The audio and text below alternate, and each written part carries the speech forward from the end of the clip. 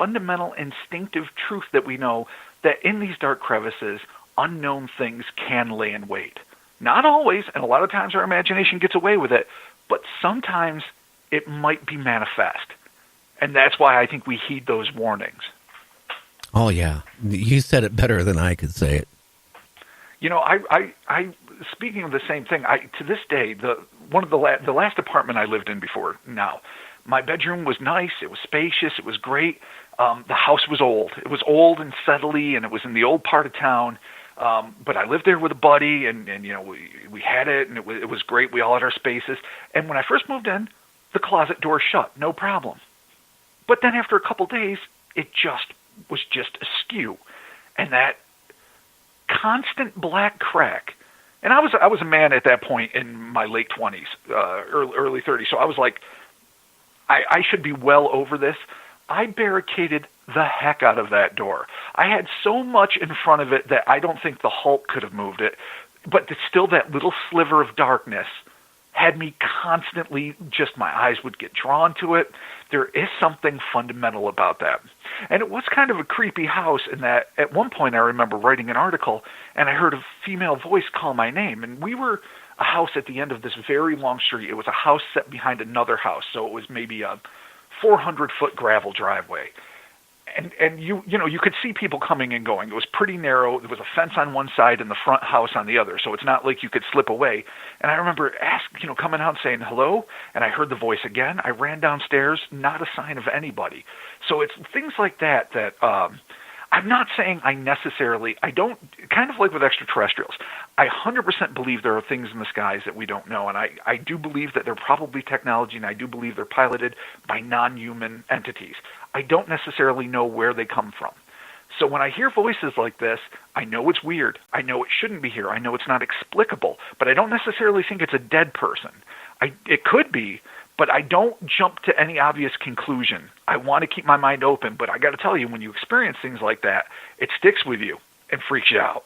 Well, one of my regular guests on the show every couple of months, she claimed where she lives at that things would be like the bedroom door upstairs would all of a sudden open and then slam shut. Or she would be in the living room and all of a sudden the refrigerator would open and close. That kind of, and I really trust this lady because I got to know her real well, from chatting with her on the show and, afterwards. She also writes some books, and she's an ex-deputy sheriff, so she's very credible.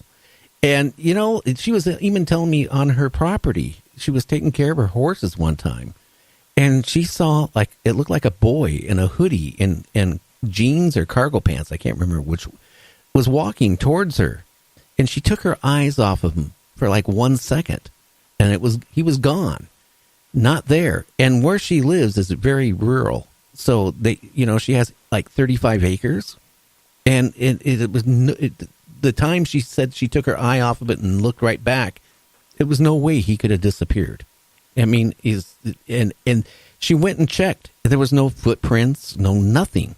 And, there's a lot of weird things out there that we just can't, account for. Oh, absolutely. I mean, when you think about this objectively, a lot of people would say, maybe it's a ghost, and maybe it is.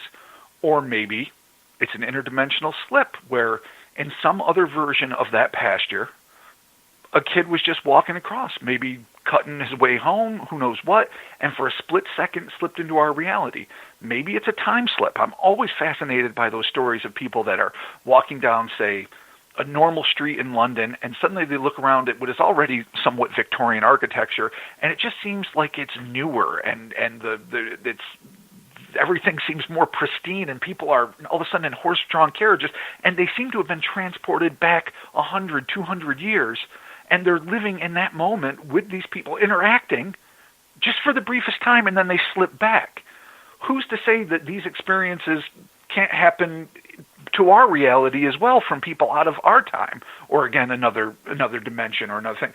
So yes, it might be a ghost. It might be something demonic. It might be a super fast kid that hid really well. I highly doubt that. Or it might be some sort of time slip, or it could be something that we can't fathom. But that's the beauty of this stuff to me. This is what fascinates me. It's not so, of course I want to get the answers to as much of this as possible, but it's all the potentiality. It's all of the possible answers. And that's one of the reasons why in my writing for Cryptopia, in the podcast we do, I never want to jump to a single conclusion. It is always better just to weigh it out and explore all the options, and then leave it on the table for other people to take the ball and run with it, and to see what theories they can come up with. To limit yourself to just the doctrine of what's come before, certainly study it and know what the experts in these different fields have come to their conclusions, and incorporate it into your own research, but always be looking for alternate possibilities, I say, because to me that's the most fascinating thing. Oh, yeah, that is so true. You know, I don't know if you ever went to bed and had a dream of something, and then a week later it played out identical to your dream. I have had that happen once in my life. You know, I woke up and I kind of halfway remembered the dream, and then about a week later, me and my wife went into this business. And here's that guy. I never been in that business in my life. I never saw the guy before. I see him wearing the same clothes that, you know, in my mind that I remember in the dream, you know, and the whole scenario played out almost identical to what I remembered in the dream. I don't know how you can account for it. I mean, have you ever had anything eerie like that happen to you, Rob? You know, I can't say that I've ever had a dream manifest, though I do remember distinctly my mom, when I was a child, talking to my dad about having a dream about my aunt's house, and her front porch caved in with a branch. And then 3 days later, when we went to visit her, a storm had knocked a branch down, and I remember just the blanched look on her face, and then her turning to my dad, and then both being kind of astonished, and me remembering hearing the story a few days before. So I've seen it secondhand. I do know one thing. I'm curious to ask you, how did it make you feel when it happened? Did you have like a sensation come over you, or any specific feelings? Yeah, I did. I had the weirdest feeling, you know, remembering back, which is hard to do. But I remember I kind of like went into a daze for a second because the way it played out. Now, it's almost like I like did a time travel or something, you know, in my sleep, or whatever it happened. It just something like in the future. Because, I mean, it played out, I mean, almost identical. And it's the only time in my whole life anything like that ever happened. And I know it's probably happened to a lot of people. And, you know, I don't know if it was out of body time, whatever. But I got a feeling that we can go in and out of time or out of phase in our lives, even if it's for a brief second or a millisecond. Absolutely. I mean, there's the theory. There's the theory that time is in a permanent state, and that, by that I mean that the past, the present, the future are all simultaneously occurring. That we are living in an eternal present, but it's not that the future is in some distant place and the past is in some far gone, you know, realm. That it all kind of coexist. And if that's the truth of it, then it would make sense that you might be able to, you know, it's strange that maybe it's just for the purposes of functioning in this world that we live in a linear fashion, where we are in the now permanently. We can remember the past, but we can't the future. Maybe that's just how we function best, or our brains are designed. But if it all really coexists together, then there's no reason to think you can't have brief flashes of prognostication, or moments where something that chronologically hasn't happened yet is happening in your head at that moment. When I've talked to people that have had these kinds of experiences, usually the reason I asked about your feelings is it comes in two different camps.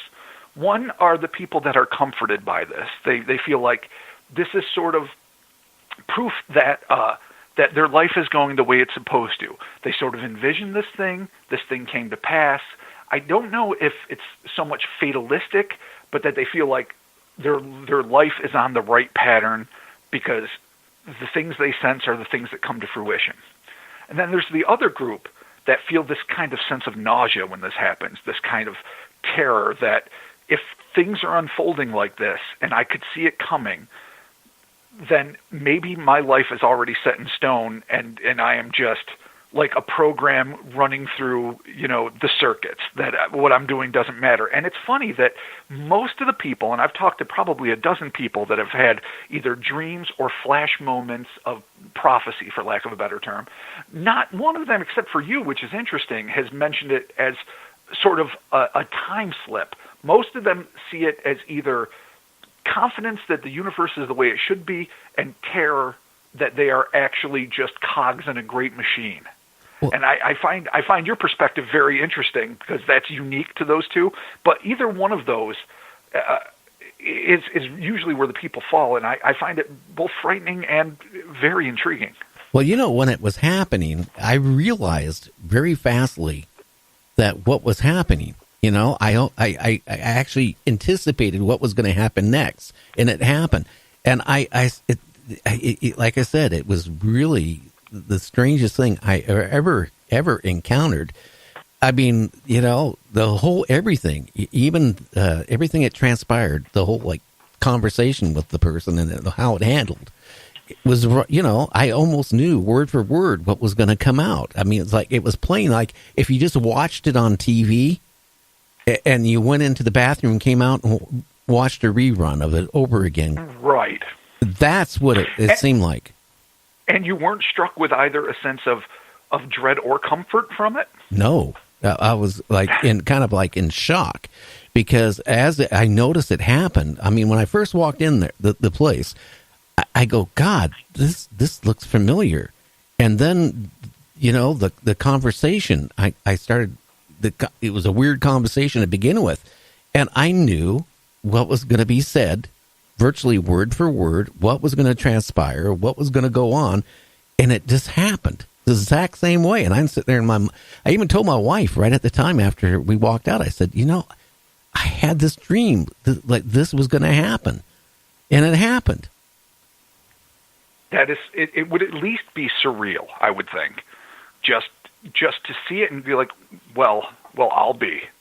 And so your idea is that perhaps it scared me. It scared me, actually. It scared me. Okay, that's interesting. And that makes sense. That's a rational reaction to a non-rational event, at least in terms of, we have a standard, like I said, we have a standard view of reality. We know what direction time flows. We know that we're allowed to know the past, what we can remember of it, and that we are perpetually in the present. So when something shakes that dichotomy, it is, of course, frightening. Even if it's not intrinsically something dangerous or bad, something that fundamentally different to our perception of reality is always going to create a kind of sense of, not always, like I say, some people get a real sense of comfort from it. I think I would fall into the camp of being a little bit disturbed. Like, okay, fascinated, but a little bit disturbed. But that, like I say, that just goes to show, I don't think our perception of what reality is fully there. And I think that's obvious. I think probably most of your listeners are saying, duh, and I don't blame them. But I think that not only do we not fully understand, say, all of the creatures that live in this world, much less this universe, and the things we've been talking about all night, but I don't know if we really understand the nature of reality in as fundamental a way as we think we do. Plus, one of the things we can never get beyond is the limitations of our abilities to perceive, which is to say we have our traditional five senses, possibly a sixth sense, that we can use into some limited degree and maybe more profoundly in certain people, but we can't perceive beyond what we've been given biologically, either by a divine source or a extraterrestrial creator or whatever it might be. We can't see beyond these tools. We don't have an organ called the bliss flat that can sniff sounds, or we can't even have words for it because we can't conceive of it. But this world, in this universe, in this reality, is probably infinitely more profound and full of depths that we can't possibly know because we haven't even stretched to the limits of our own abilities to perceive, much less intellectually process. Then we certainly can't fathom what it would be like beyond that. And I know that's just, it's like tooting in the wind, but it's still, to me, it fascinates me these limitations that we have, how we do our best, because we are creatures that demand organization. We are always trying to file things. We are always trying to find a place for things. We are perpetual organizers. We find pareidolia everywhere in the sense that we